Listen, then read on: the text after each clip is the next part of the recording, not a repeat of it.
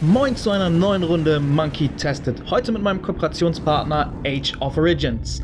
Age of Origins ist ein mobiles Tower-Defense-Strategiespiel, in dem du die Rolle als Kommandant übernimmst, der gerade die Stadt in einer zerstörten Welt übernommen hat. Mit der Hilfe deiner Assistenten und Truppen baust du als Kommandant deine Stadt aus, entwickelst Forschungstechnologien und wehrst Wellen von eindringenden Zombies ab. Heute geht es darum, wie ihr richtig eure Truppen trainiert, damit ihr auch so schnell wie möglich viele Truppen bekommt.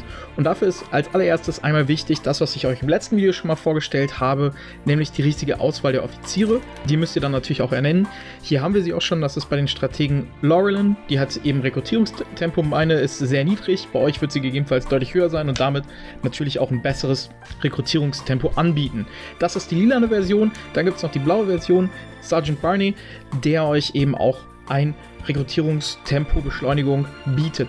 Das sind soweit die Offiziere, die müsst ihr auf jeden Fall ernennen, bevor ihr immer Truppen trainiert, falls ihr dort andere platziert habt. Das ist das Wichtige am Anfang bezogen auf die Offiziersauswahl, wenn ihr Truppen trainieren wollt. Dann könnt ihr natürlich auch noch forschen und beim Forschen ist es natürlich nochmal so, dass ihr dort auch dafür etwas tun könnt, dass ihr schneller Truppen produzieren könnt. Das ist einmal Einberufung 1, das bringt euch 5%, Einberufung 2 auf der höchsten Stufe bringt euch auch nochmal 5% und dann gibt es auch noch Einberufung 3, bringt euch auch nochmal bis zu 5% der Beschleunigung.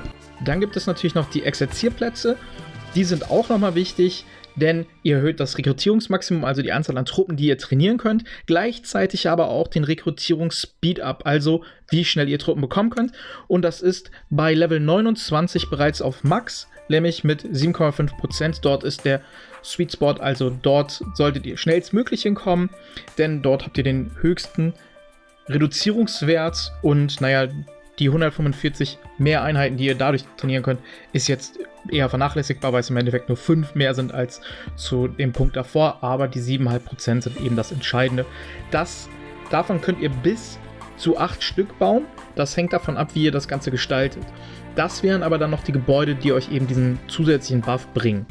Dann gibt es noch 2 Ehrungen, die verliehen werden können. Das ist einmal eben der Governor. Dort bekommt ihr neben gewissen Stats-Vorteilen auch noch einen 6% Rekrutierungsboost, als auch noch der Chief of Staff, der eben einmal den Ressourcen-Output erhöht, aber eben auch nochmal einen 5% Beschleunigung bietet, indem ihr eben einen Buff auf die Truppenproduktion bekommt. Das sind nochmal 2 zusätzliche Titel.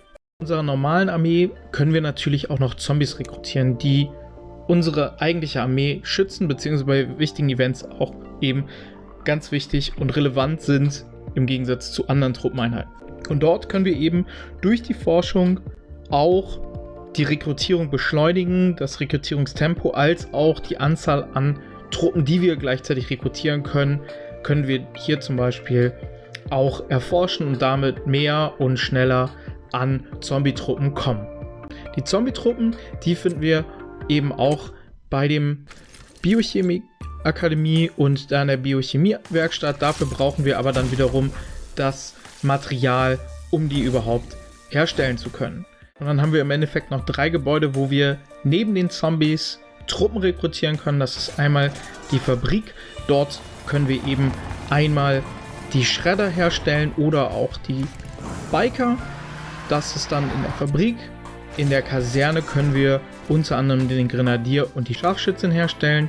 Und dann haben wir noch die Werkstatt, wo wir unter anderem unsere Sturmsoldaten und die Laserkanonen der verschiedenen Typen produzieren können. All das ist super wichtig, besonders zu Beginn, damit ihr schnell eine Armee aufbauen könnt, ihr euch zu Beginn auch gut schützen könnt, denn nichts ist besonders zu Beginn wichtig, als schnell unter anderem eben auch Truppen herzustellen, damit ihr dort am Anfang besonders geschützt seid. Ich hoffe, ich kann euch damit einen guten Eindruck über das Training in Age of Origins darstellen.